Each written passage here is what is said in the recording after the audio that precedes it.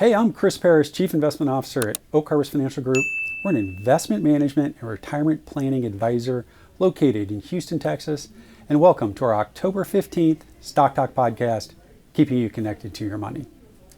Well, long-time listeners will know that I try to use this podcast to foreshadow what we think will be happening in the markets and the economy in the upcoming months and in the quarters ahead.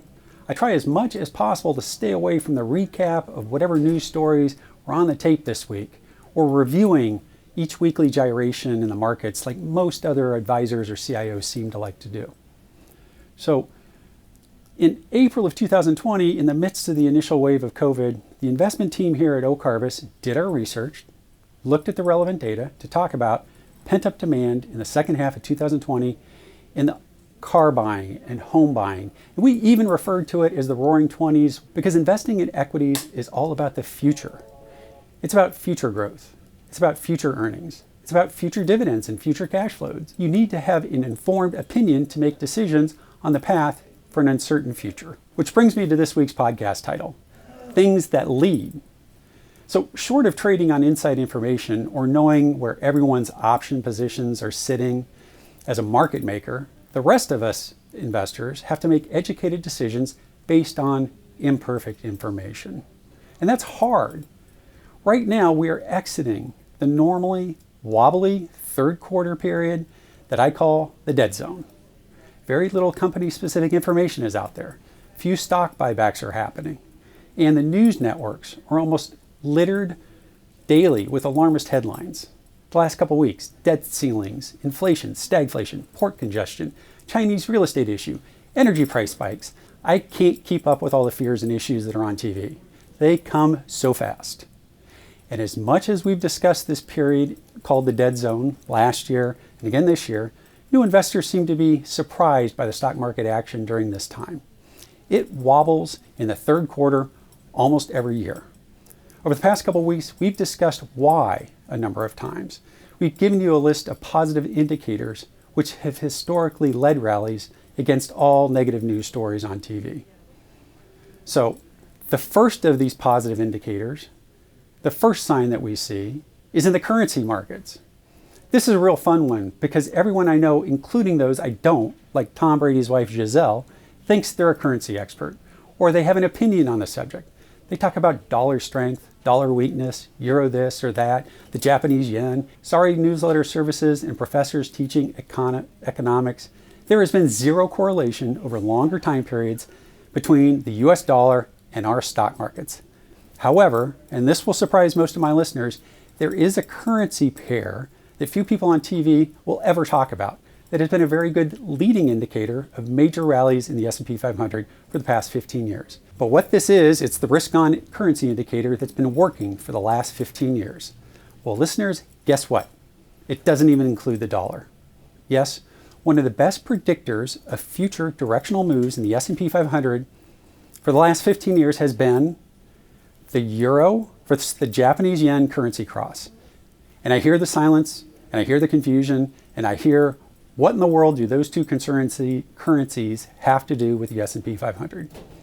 And listeners, I can give you a myriad of esoteric reasons why this is the best currency to look at, but I'm not going to do that. Why? Because I really don't care why it works. What I care about is it continues to lead, it continues to work.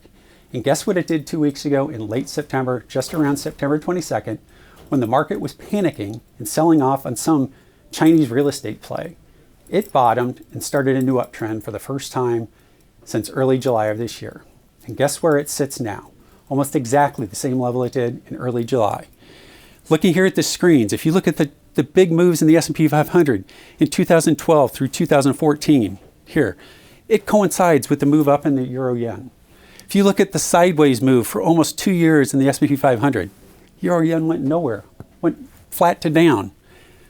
Looking over to more recent times, again, the S&P 500's move the last 12 months coincided with the big up move.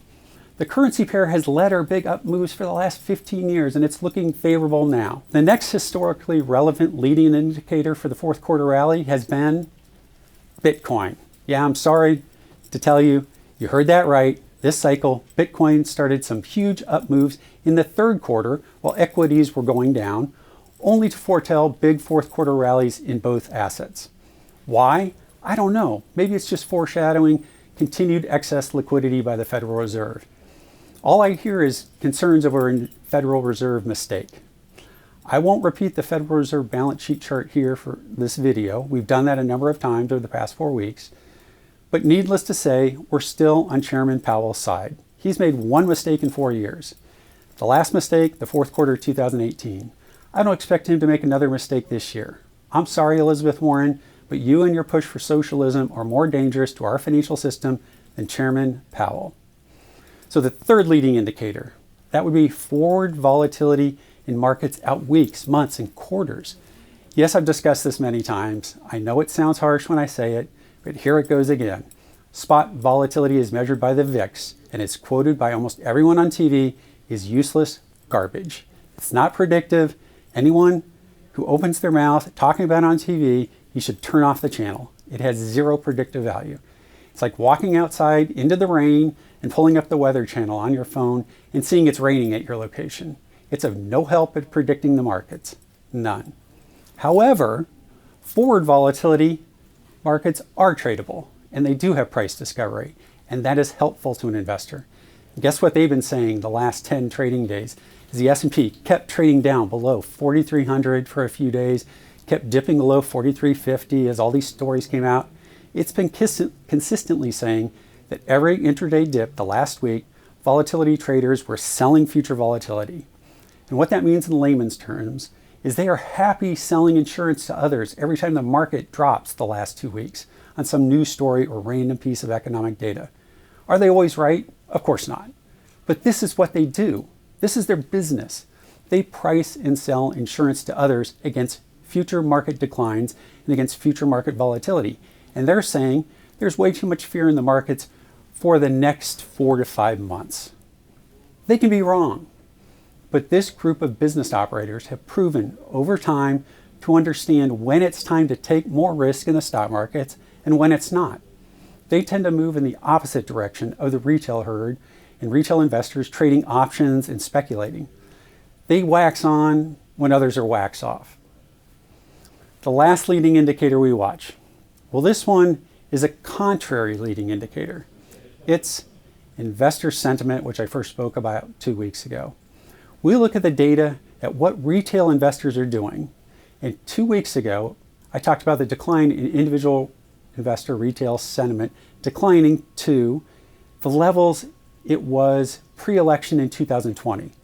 And this is a bullish thing. Earlier this week, we looked at some data showing retail trading volume in inverse products, which are bearish bets that the market will decline, has reached all-time highs as a percentage of all ETF trading volume.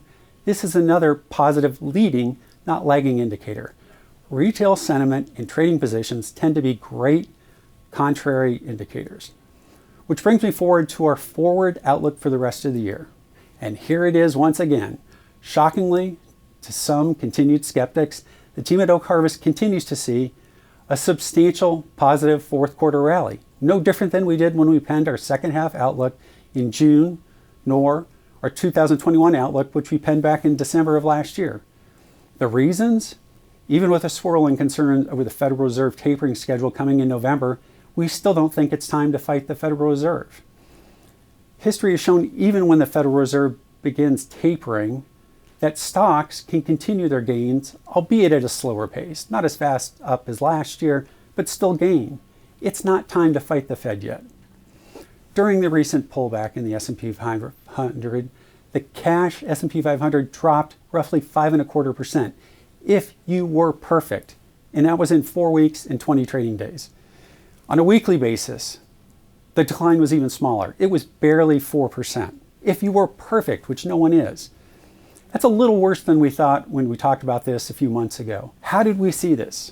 Well, we try to look at things that lead markets by weeks and months and sometimes quarters and make decisions about, well, should we react to that in advance? Or if it happens, should we make any moves? Things like lumber pricing have turned up. Copper pricing has troughed. Future volatility looks to have peaked. Investor sentiment, like we discussed earlier in this video, is at lows last seen into the election of 2020, and the overall economic surprise index has troughed in its normal fashion for this time of the year. We haven't changed our mind based on 4 weeks of red stock prices during a normally slow third quarter dead zone period, which should be ending. No, but if and when we do change our stance on the markets, we'll tell you, usually in advance, that we are worried, why we are worried, and what we plan on doing. At Oak Harvest, we're a comprehensive financial planning advisor located in Houston, Texas. Give us a call to speak to one of our advisors and let us help you craft a financial plan that meets your personal retirement goals. Our phone number here is 281-822-1350. We're here to help you on your financial journey into and through your retirement years. I'm Chris Perras. Many blessings, stay safe, and have a great weekend.